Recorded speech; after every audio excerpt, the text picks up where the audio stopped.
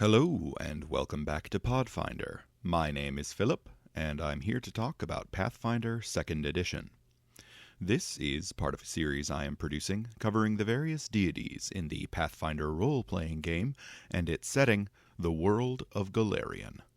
Last time, I really lost control of my script and went on for almost an hour about Baba Yaga, the mother of witches. This time, I want to get back to the gods of Golarion, in the hopes of keeping my script to a reasonable length. This one is all about Nivi Rhombodazzle, the best gambler in the Great Beyond.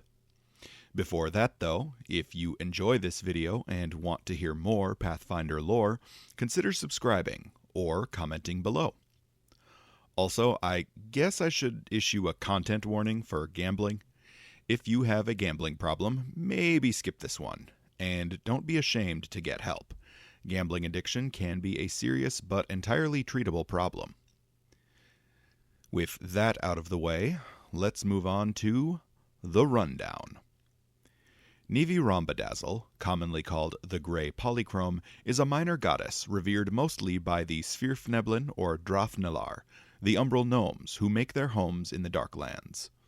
She is also revered by the surface-dwelling gnomes of Golarion, though not to the same extent. Nivi is known to have once been a mortal, and is suspected to be one of the few gnomes who ever permanently staved off the effects of the dreaded bleaching, a curse which plagues all gnomes. Her areas of concern are gambling, gemstones, stealth, and the well-being of gnomes. Outside of her dedicated clergy, she is primarily worshipped by umbral gnomes, by gamblers, and by surface gnomes desperately seeking to escape or cure the bleaching. Nivi Rhombodazzle typically presents herself much as she existed prior to her ascension to divinity. She takes the appearance of a Drafnelar, one of the umbral gnomes of the Darklands. She has their characteristic ashen-gray skin and has a crop of unkempt black hair.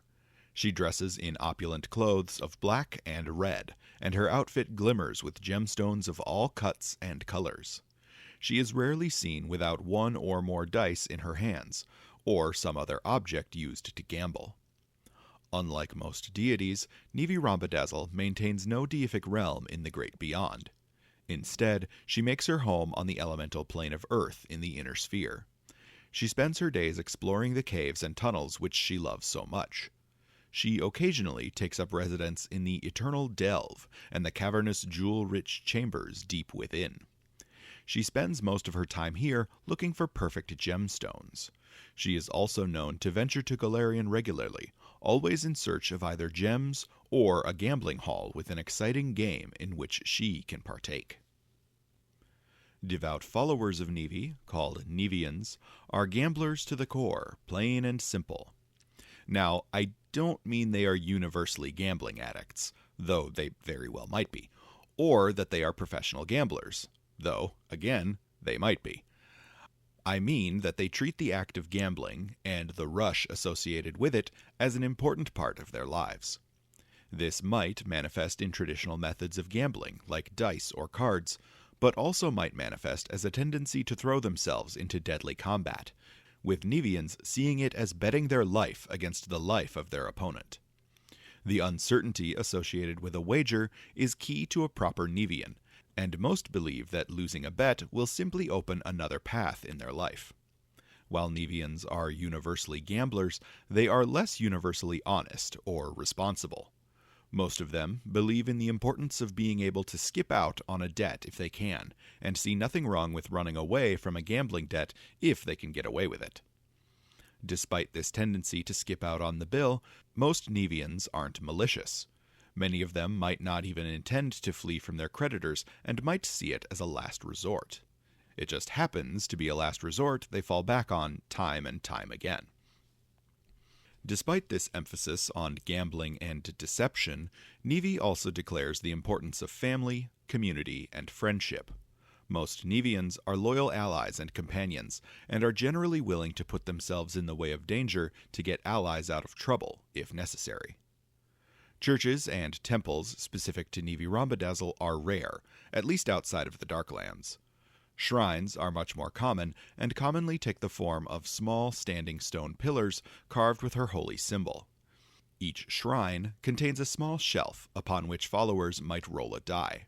Some followers might make a bet with themselves here, setting aside some money which they will leave as an offering if a particular side of the die comes up. In the Darklands, former temples to Nivi are more common. These structures exist in many Drothnalar communities, as most of them consider Nivi to be a patron goddess of their people. Due to the harsh nature of life in the Darklands, temples to Nivi tend to take on a pragmatic role. They generally serve as storehouses for valuables, protecting them from the Drothnalar's many foes. For the same pragmatic reasons, temples are often constructed with hidden chambers and secret bolt holes to allow worshippers to easily escape threats.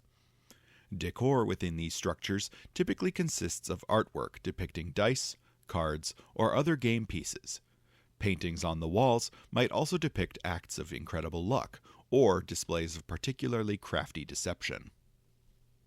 Nivi's holy text is the Book of Seven Wagers, which details 7 stories from her life before becoming a deity. Each of the 7 stories revolves around a specific high-stakes wager.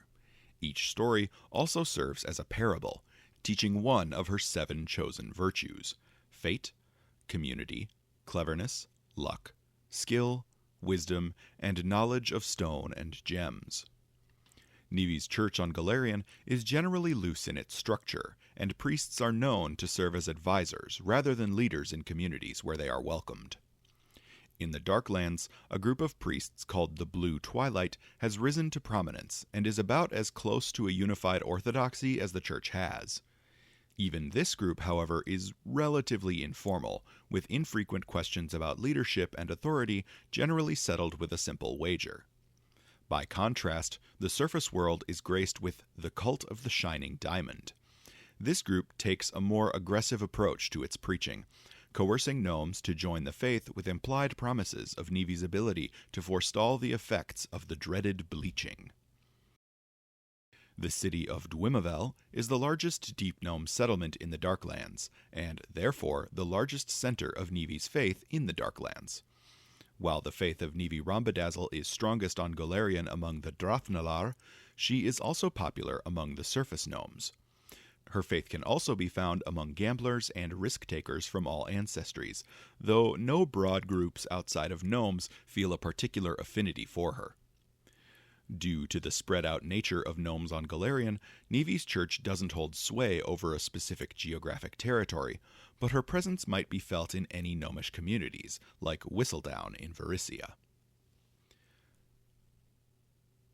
As mentioned earlier, Nivi Rhombodazzle is known to have begun her existence as a mortal, a surface gnome, similar to the surface gnomes of Golarion today. Scholars of gnomish history suspect that she might be one of the original gnomes who migrated to Golarion from the First World during the Age of Anguish. For those unfamiliar, the gnomes of Pathfinder were not originally native to Golarion and the material plane. Their species first developed on the First World, where they were simply another subtype of Fae. These gnomes maintained much of the curiosity and duplicity of their modern counterparts, but also had the natural immortality of the Fae native to the First World. In -4202 AR, early in the Age of Anguish, a subset of these gnomes of the First World, and by some accounts a majority of them, left the First World and settled on Golarion. The descendants of these gnomes were born as natives of the material plane, and thus were mortal, and had souls which could pass on and be judged upon their deaths. And these were the first modern gnomes. The exact cause of the mass migration from the First World is unknown, though many theories exist. Some scholars claim that the gnomes sought to satisfy their innate curiosity by exploring the inner sphere and experiencing mortality and the cycle of souls for themselves. Other tales, particularly among the umbral gnomes, claim that the gnomes were fleeing from some terrible calamity similar to Earthfall. And some scholars suspect that the migration might even have been caused by Nivi Rhombodazzle herself. These claims go that Nivi was born on the First World and discovered a means of opening a portal to Golarion. She then tricked her people into migrating to the material plane, though the motivation behind this suspected action is unclear. While there is little evidence to back up this claim, it certainly aligns with Nivi's perceived status as the first of the Drathnalar, which would indicate that she was alive and active as a non-deity early in the history of the gnomes of Golarion. From here, tales of Nivi's history are a bit more consistent. She is known to have had a deep and abiding love of gambling and risk, and many legends and stories tell of specific wagers she made throughout her life. As mentioned earlier, even her holy text is structured as a series of 7 stories about wagers she made throughout her mortal life. Notably, Nivi's love was for the act of the gamble itself, not the act of winning. The rush of not knowing the outcome was the object of her affections, not the value of the prizes she claimed. And that's probably a good thing for her sake, because Nivi wasn't known for her winning record. While she was almost certainly a master of most of the games she played, she was driven to always take greater and greater risks. Her luck, while exceptional, eventually ran out, and she racked up huge debts to collectors all around Golarion. Nivi's flight from her creditors eventually drove her into the Darklands. Deep underground, she found herself changing. Her skin faded to a muted dark gray, and her hair darkened to black. After years in the depths, she had fully adapted, and was thought to represent the first of the Drathnalar. Other gnomes eventually followed in her footsteps, populating the upper regions of the Darklands and establishing an entirely new culture and people beneath Golarion. The story of Nivi's ascension has gone down in legend among both gnomes and dwarves. During her exploration of the Darklands, Nivi developed a love of stones and precious gems. The search for these items became her second great love, right behind gambling, and she spent many a happy hour delving into hidden chambers and lost caves, seeking the finest and most unique jewels the material plane had to offer. During one of these delves, she stumbled upon a gemstone of unparalleled perfection and beauty. Torag, the Forge Father, patriarch of the Dwarven Pantheon, took interest in this gemstone, and Nivi proposed a trade. Her gemstone in exchange for a sliver of divinity. Torag agreed, and raised Nivi to the status of a lesser goddess. From there, Nivi's faith began to take root among the gnomes of Golarion, and especially the Svirfneblin, or Drathnalar, of the Darklands, who followed in her footsteps. And there was one very particular reason why her faith found such fertile ground among the gnomes. That being the bleaching. The bleaching was an unintended consequence of the migration of the gnomes from the First World to Golarion. For some reason, which even the most enlightened and educated gnomish scholars cannot fully explain, gnomes on Golarion suffer from the bleaching, a lasting physical and mental deterioration brought on by boredom. The exact origins of the bleaching are unclear, though most gnomes agree that it is likely due to the differences in the planar traits between the First World and the material plane. The bleaching's deterioration manifests as a draining of color from the gnome's skin, eyes, and hair, as well as rapid aging. Psychologically, a bleached gnome is drained of their passion, curiosity, and zest for life, becoming apathetic and perpetually depressed. As you might expect, this is an incredibly traumatic experience, and is considered by many gnomes to be a fate worse than death.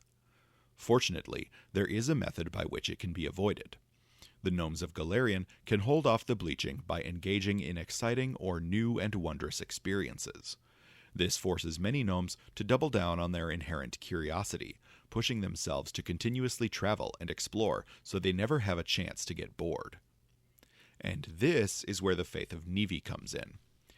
Nivi Rhombodazzle is rumored to be the only gnome ever to fully and permanently avoid the bleaching. None of her legends mention her ever experiencing any of the bleaching's effects, and as a goddess, she is likely entirely immune to the effects. Many gnomes interpret this as a sign that Nivi's teachings might hold the secret to avoid the bleaching, and thus look to her faith with fanatical fervor.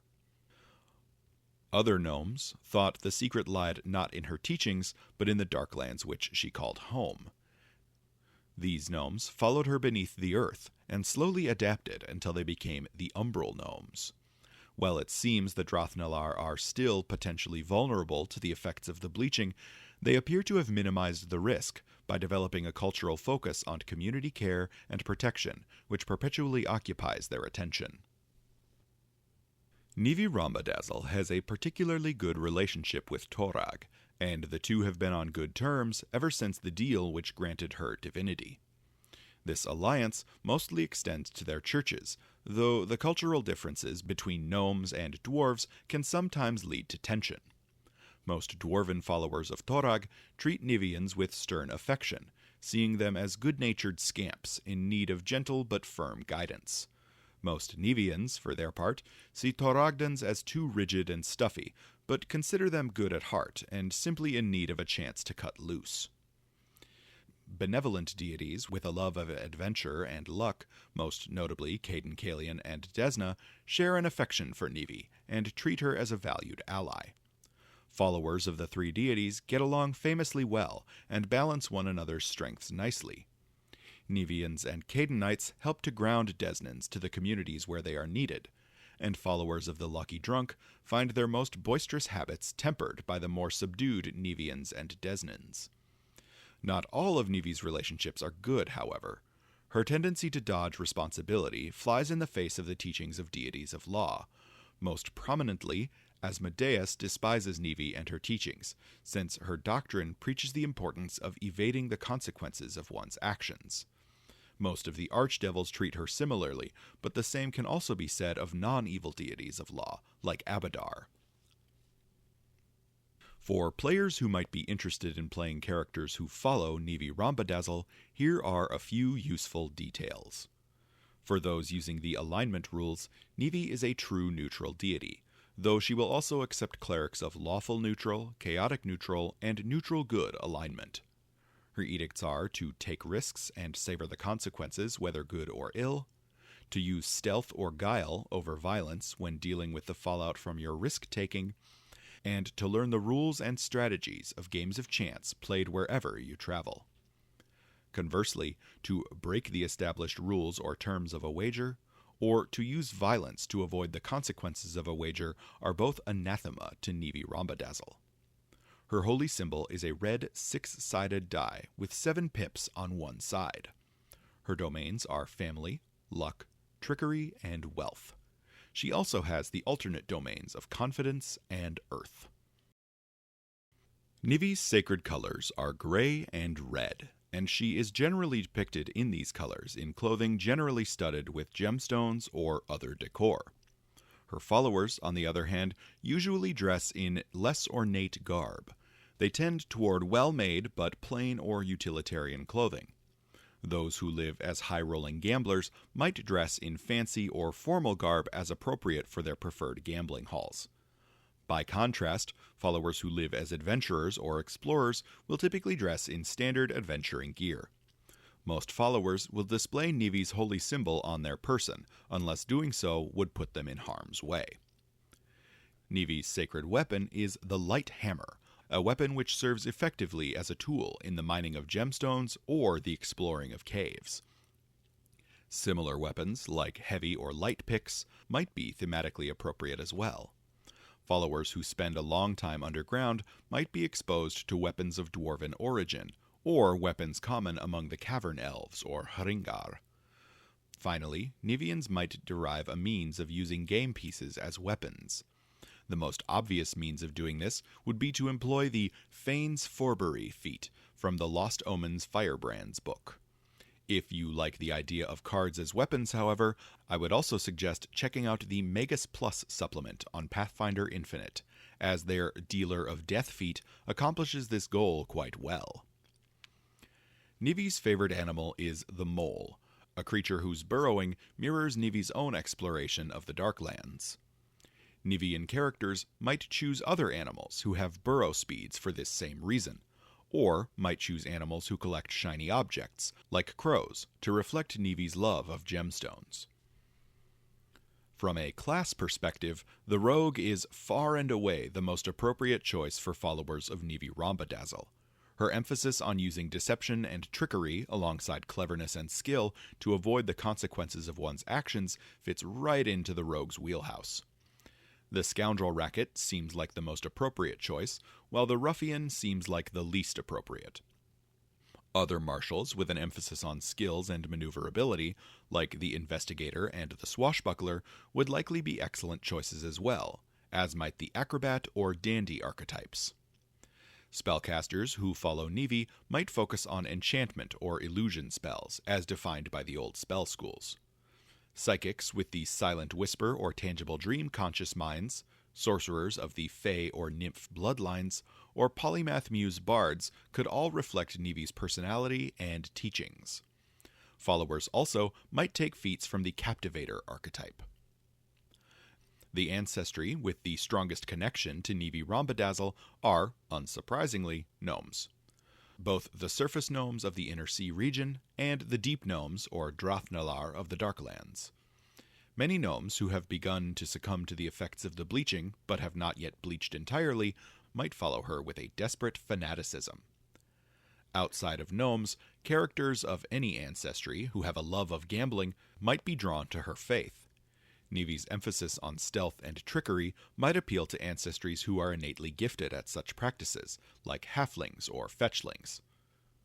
Her connection to the elemental plane of Earth might draw the attention of characters with the Oread heritage, and especially those of the Gem-Soul lineage. Other Darklands ancestries, like the Cavern Elf, might have some exposure to her faith as well, and if your GM still incorporates drow into their setting, they might have some familiarity with her faith as well. Finally, dwarves have a cultural connection to Nivi through their relationship with Torag, so the occasional dwarf might also be found among her faithful. While followers of Nivi Rhombodazzle are gamblers and risk-takers, they are also loyal community members. They make fierce friends and allies, which belies their reputation as irresponsible or unreliable flakes. They struggle with rules and regulations, but rarely use direct violence to fight back against authority. They much prefer to rely on wit, skill, and deception to resolve their problems, especially when those problems are a result of their own actions. And with Nivians, problems like that tend to come up a lot. For GMs looking to integrate Nivi Rhombodazzle and her followers into a campaign, here are some ideas. Nivi's herald is Seven Eyes, a unique sentient magical die who is rumored to be the inspiration for Nivi's holy symbol. While Seven Eyes is willing to provide aid to deserving Nivians, he is insistent that he will never help anyone cheat at a game of chance. Nivi is also served by a deep gnome rogue known only as Quiet. Quiet is rumored to have known the goddess since prior to her ascension, and some gnomes claim that he was actually the creditor from whom Nivi was fleeing when she escaped into the Darklands. The Grey Polychrome manifests both her favor and disfavor as changes in luck. Notably, bad luck isn't always seen as a sign of disfavor, as Nivi might use it as a tool to push her faithful towards paths which are better or at least more interesting in the long run. The easiest plotline I can think of to incorporate Nivi and her followers into a campaign would be an adventure surrounding a high-stakes gambling tournament. For a more conventional adventure, a GM might prepare a story like the 90s Western film Maverick, in which a gambler, or party of gamblers, needs to gather resources for the buy-in at a high-stakes poker game. After gathering resources, the party could then make their way through the world to the site of the game, where they could then face off against the friends and foes they made along the way. For a more intrigue-heavy campaign, a GM might take inspiration from James Bond's Casino Royale. Players might be contacted by authorities and asked to participate in a poker tournament against a criminal in the hopes of luring him into some kind of trap, or taking his ill-gotten gains and leaving him without the resources he needs to keep himself from getting caught. On a smaller scale, Nivi's faithful might find themselves driven to investigate a string of incredible luck at a local gambling hall. If these Nivians discover that this good luck is the result of a gambler finding a new or interesting way to cheat, they would likely need to track this cheater down and give them a taste of their own medicine. Of course, this wouldn't involve cheating a cheater, since that would go against Nivi's love of gambling. Instead, the PCs would likely need to find a way to undo the method of cheating, possibly by replacing any cards up the cheater's sleeve, or by disrupting the magic they are using to break the rules. Depending on the complexity of the method of cheating, this might evolve into a whole Ocean's 11 situation. Finally, if a Drathnalar community in the Darklands comes under threat from some external force, a party of devout Nivians might choose to follow in their goddess's footsteps and delve into the Darklands in search of a solution. This might involve the party seeking out some perfect gemstone, which they could use to purchase protection for the town, maybe from some powerful underground being like an underworld dragon. Alternatively, the Nivians might sneak into the base camp of whatever threat is endangering their town. Rather than engaging in assassination behind enemy lines, followers of the Grey Polychrome would likely resort to mischievous sabotage, things which are damaging to their enemies, but ultimately humorous and silly rather than directly violent. So that's it. That's Nivi Rhombodazzle, the first of the deep gnomes, and possibly the reason for the gnome's existence on Golarion. While a minor goddess in the grand scheme of things, she leaves a strong impression among the Pathfinder community. While the gnomes of Golarion rarely take center stage in Paizo publications, Nivi does a lot to provide them with a unique identity. Next month, I want to take another stab at a themed month here at Podfinder. The elves got the first one back in July, so I think it's only fair to give the dwarves their due. So, on September 6th, I'll be kicking off Dwarf Month with a deep dive into Magrim, the dwarven god of death. See you next time.